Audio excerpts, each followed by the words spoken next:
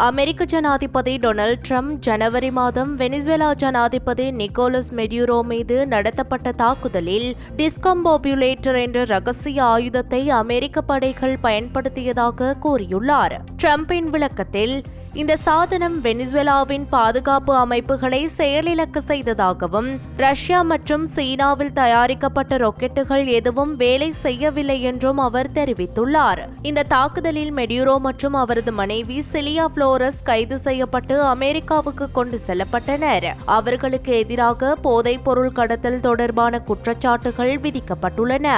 இவ்வாறானதொரு பின்னணியில் அமெரிக்க அதிகாரிகள் ட்ரம்ப் கூறிய அந்த டிஸ்கம்போபுலேட்டர் ஆயுதத்தின் தொழில்நுட்ப விவரங்களை உறுதிப்படுத்தவில்லை. சில ஊடகங்கள் இதை டைரக்டட் எனர்ஜி அல்லது எலக்ட்ரானிக் வார்ஃபேர் வகை ஆயுதமாக இருக்கலாம் என கூறினாலும், பென்டகன் அதிகாரிகள் இந்த பெயரில் எந்த ஆயுதமும் அதிகாரப்பூர்வமாக இல்லை என தெரிவித்துள்ளதாகவும் சர்வதேச ஊடகங்கள் தகவல் பகிர்ந்துள்ளமை குறிப்பிடத்தக்கது. விமான விபத்தில் சிக்கி இந்தியாவின் மகாராஷ்டிரா மாநில துணை முதல்வர் அஜித் பவார் உயிரிழந்துள்ளதாக உத்தியோகபூர்வமாக அறிவிக்கப்பட்டுள்ளது. இன்று காலை அவர் பயணித்த விமானம் பராமதி விமான நிலையத்தில் தரையிறங்க முற்பட்ட வேளையில் விபத்துக்குள்ளானது. விபத்தை தொடர்ந்து தீயணைப்பு படையினர் மற்றும் மீட்புக் குழுவினர் மேற்கொண்ட தீவிர மீட்பு நடவடிக்கைகளின் போதே அஜித் பவார் உட்பட விமானத்தில் பயணித்த நால்வரும் சம்பவ இடத்திலேயே உயிரிழந்துள்ளமை உறுதிப்படுத்தப்பட்டுள்ளது. துணை முதல்வர் அஜித் பவாரின் திடீர் மறைவு மகாராஷ்டிரா அரசியல் களத்தில் பெரும் அதிர்ச்சியை ஏற்படுத்தியுள்ளதுடன் இந்திய பிரதமர் மற்றும் முக்கிய அரசியல் தலைவர்கள் தமது ஆழ்ந்த இரங்கலை தெரிவித்து வருகின்றனர். அமெரிக்காவின் USS ஆப்ரஹாம் லிங்கன் விமானம் தாங்கி கப்பலும் அதனுடன் இணைந்த 3 போர் கப்பல்களும் மத்திய கிழக்கை சென்றடைந்துள்ளதாக தகவல்கள் வெளியாகியுள்ளன. இது அமெரிக்க ஜனாதிபதி டொனால்ட் ட்ரம்ப் ஈரான் மீது வான்வழி தாக்குதலை நடத்த எப்போது வேண்டுமானாலும் உத்தரவிடுவதற்கான புதிய சாத்தியக்கூறுகளை காட்டுவதாக சர்வதேச ஊடகங்கள் செய்தி வெளியிட்டுள்ளன. போராட்டக்காரர்களை ஒடுக்குவதற்காக ஈரான் மேற்கொண்டு வரும் வன்முறைகளை எதிர்த்து வரும் அமெரிக்கா அந்நாட்டின் மீது எப்போது வேண்டுமானாலும் வான்வழி தாக்குதலை நடத்த உத்தரவிடலாம் என தெரிவிக்கப்படுகிறது. இந்நிலையில் பிராந்திய பாதுகாப்பு மற்றும் ஸ்திரத்தன்மையை மேம்படுத்துவதற்காக 3 அதிசக்தி வாய்ந்த போர் கப்பல்களுடன் சேர்ந்து இந்த விமானம் தாங்கி கப்பல் தற்போது மத்திய கிழக்கில் நிறுத்தப்பட்டுள்ளது என்றும் அமெரிக்க மத்திய கட்டளை பிரிவு சமூக ஊடகங்களில் தெரிவித்துள்ளது. குறித்த தாக்குதல் கப்பல் முன்னதாக இந்திய பெருங்கடலில் இருந்ததாகவும் ஈரானின் எல்லையான அரபிக் கடலில் இல்லை என்றும் மத்திய கட்டளை பிரிவு தெரிவித்துள்ளது. அதே நேரம் நவீன போர் கப்பல்கள் பாதுகாப்பிற்காக தங்கள் நிலையை ஒளிபரப்ப தானியங்கி அடையாள அமைப்பை பயன்படுத்துகின்றன. அதிக அச்சுறுத்தல் உள்ள மண்டலங்களில் திறந்த கண்காணிப்பை தடுக்க அமெரிக்க விமான நிறுவனங்கள் இதை வழக்கமாக செயலிழக்க செய்து விடுவதாக தெரிவிக்கப்படுகிறது.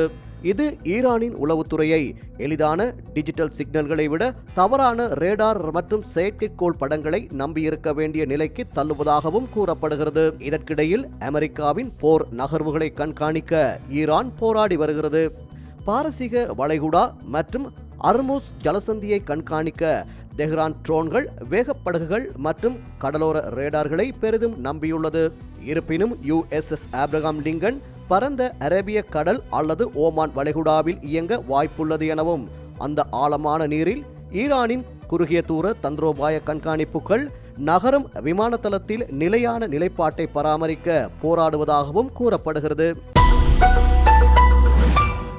ஈரான் மீது எந்தவொரு இராணுவ தாக்குதலுக்கும் தங்களது வான்வெளி அல்லது நிலப்பரப்பை பயன்படுத்த அனுமதிக்க மாட்டோம் என்று சவுதி பட்டத்து இளவரசர் முகமது பின் சல்மான் ஈரானிடம் உறுதியளித்துள்ளார்.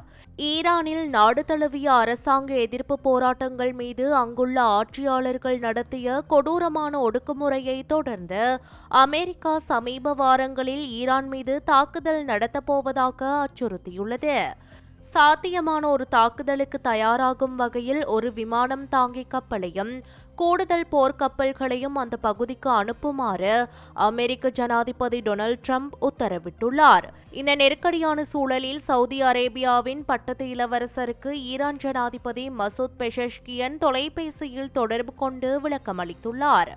அதில் ஈரானில் ஏற்பட்டுள்ள அண்மைய முன்னேற்றங்கள் குறித்தும் அணுசக்தி விவகாரங்கள் தொடர்பான பேச்சுவார்த்தைகளில் ஏற்பட்டுள்ள சமீபத்திய முன்னேற்றங்கள் குறித்தும் விளக்கியுள்ளார். ஈரானின் அணுசக்தி திட்டம் தொடர்பாக அமெரிக்காவும் ஈரானும் அவ்வப்போது பேச்சுவார்த்தைகளில் ஈடுபட்டு வந்துள்ளது.